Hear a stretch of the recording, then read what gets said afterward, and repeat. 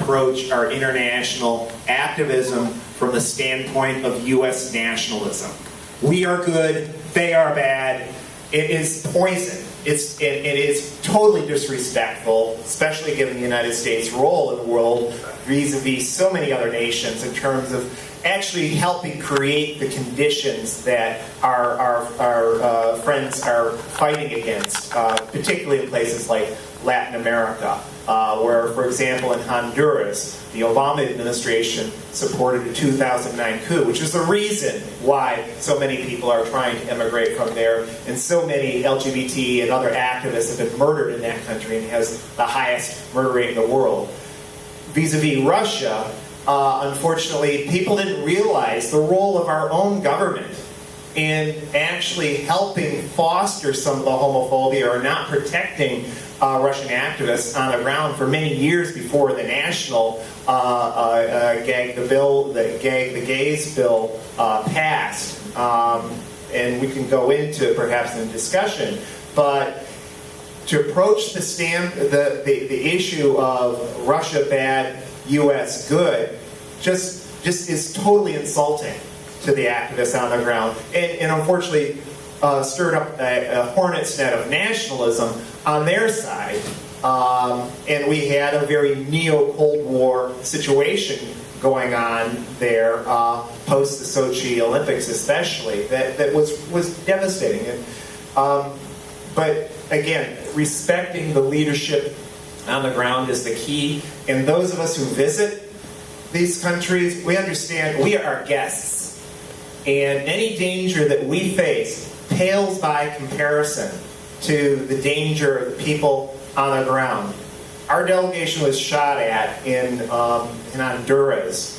It was a warning shot. If we had been Honduran, we would have been dead. That's what the activists on the ground faced. But because most of us were North American, it was a warning shot, and we went on our merry way, somewhat. But the point is, we have to respect the activists on the ground. That doesn't mean that we don't argue with them, that we don't fight with them the way that Pepe Julian fought with David. I'm sure there was great arguments, but that's part of respect. Is saying we can have a disagreement, but at the end of the day, because you are the one on the ground, we're going to respect your leadership and follow your lead. And we've got to be humble about what our own country has done. Just a couple months after they passed the Jail the Gays bill, the Obama administration dramatically upped the military aid to the Ugandan dictatorship. Most people that fancy themselves LGBT international activists don't know that. We have to call that out. That's our duty, because one of the things, having talked with Pepe Julian, that they want is a cutoff of the military aid to the Ugandan dictatorship. Thank you, Andy. Yep.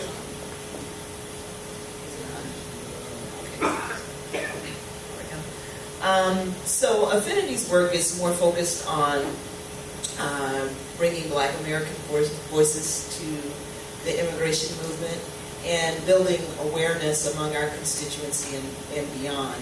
And I will say that it took our leadership as an organization a little while to get to this point, because, like I will say many Black Americans, our constituency and our leadership just was not looking at immigration as an issue to work on, partially because I think folks felt so removed from it, but also it seems like such a big thing, as though the other issues we were working on weren't so big.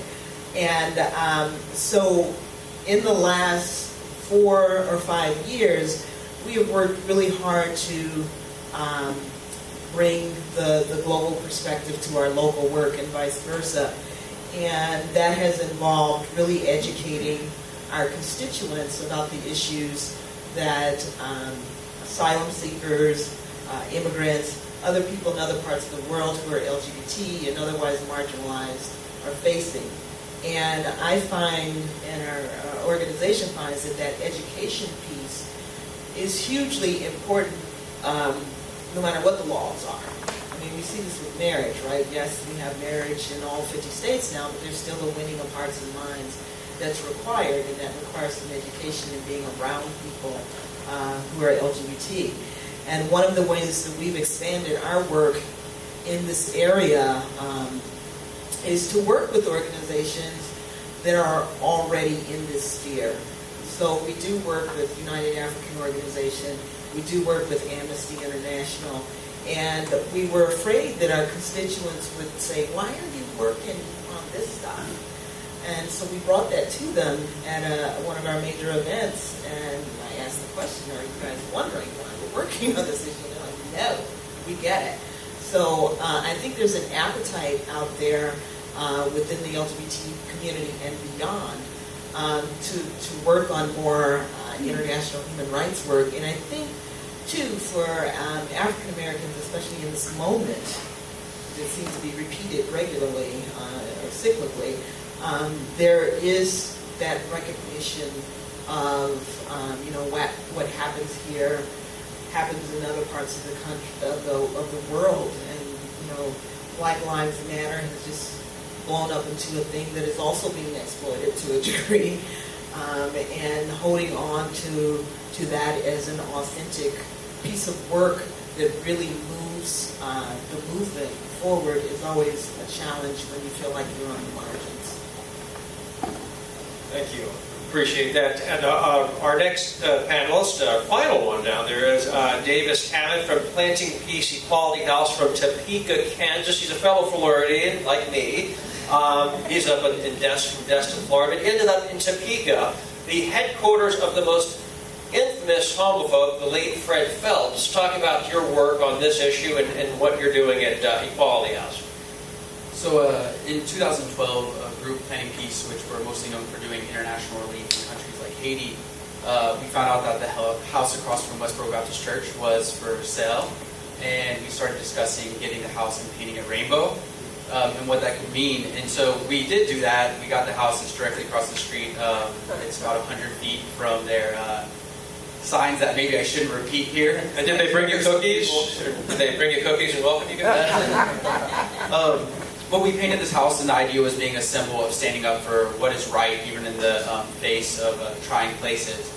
And so I've lived in that house since we painted it, so it's been nearly 3 years. And so every day, I get out of bed and I open my window to see very creative, hateful signs. It's a very interesting block. We had no clue how the world would react to that. And when we painted the house, it became a huge success. We had every media station covering it, and thousands of people gathered in our front yard. Reactions varied from everyone just laughing because they thought it was like a fun thing to people crying because it was really emotional for them. People who had been hurt because Westboro had picketed soldiers' funerals, which they continue to do, in school shootings, things like that. Not picketing against school shootings, that is, but picketing that school shootings are a gift from God. So the extreme kind of right-wing religious thing is very familiar in my life now, and it's really that same ideology that's taking place throughout Africa and Uganda. It's the exact same thing that I have on my block in my neighborhood. It's just that idea that everything wrong can be blamed on LGBTQ groups. I mean, it's the exact kind of ideology that people like Hitler used. That you find a minority that can't really effectively represent themselves in civic society, and you blame them for every problem that happens. So we have done this house. It's a really big success. We have over 100 people visit a day, and now it's also the home to the first remote installation of the Legacy Project. So we have, yes,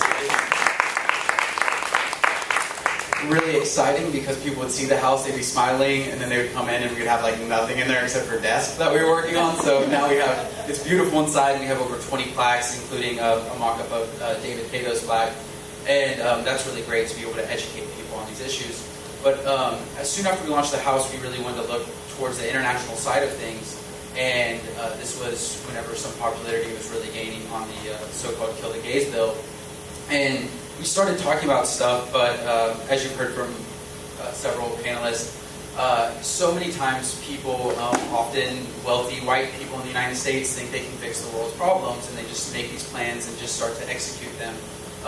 We didn't want to do that, and so immediately we were able to get a hold of Pepe, and I was on a plane to Uganda, and I spent some time in there meeting Pepe, working with other members of SMUG, and we just talked about what they were facing, and what could we do from our position kind of influence. And we agreed on this idea of housing, and having housing for kind of outed activists or people whose lives were at risk in Uganda, that is really a lot more difficult than you would imagine, just all the logistics of planning it out. But we came back to the States, we painted the house, the Uganda, so we painted over the house and turned it into the Uganda national flag to raise awareness. And that's kind of another thing, is that, as she just said, the hearts and minds of people are really what we have to win in this. And having just moral pressure, the witness of Americans knowing about this, or really the global community knowing about this, is so important. So we painted the house, we raised some initial money, and we were able to actually get 3 homes going in Uganda. One of the unfortunate things, though, and I would kind of ask that you don't do this from today, is that often we hear a good speech, we hear a good panel, we watch a good news segment, and we think we care about an issue, and then next week we care about it a little less, and then a month from then you don't even know about it anymore and you're not following it. And sure enough, we kind of, we don't have huge foundation donors, we rely on just small donors, and so we first did it, we got some initial support, we were able to launch a program, but very quickly people's attention, it was no longer the number one issue in the news, people didn't care about as much, donations dried up, and unfortunately that program had to cease to exist. And I think that's kind of like, if I could beg of you anything, it's that if you really do care about this issue, continue to talk about it. Make time to check back in on this issue every now and then to keep it engaged and talk to your friends about it, because until we all create a big moral witness to it, nothing's going to change.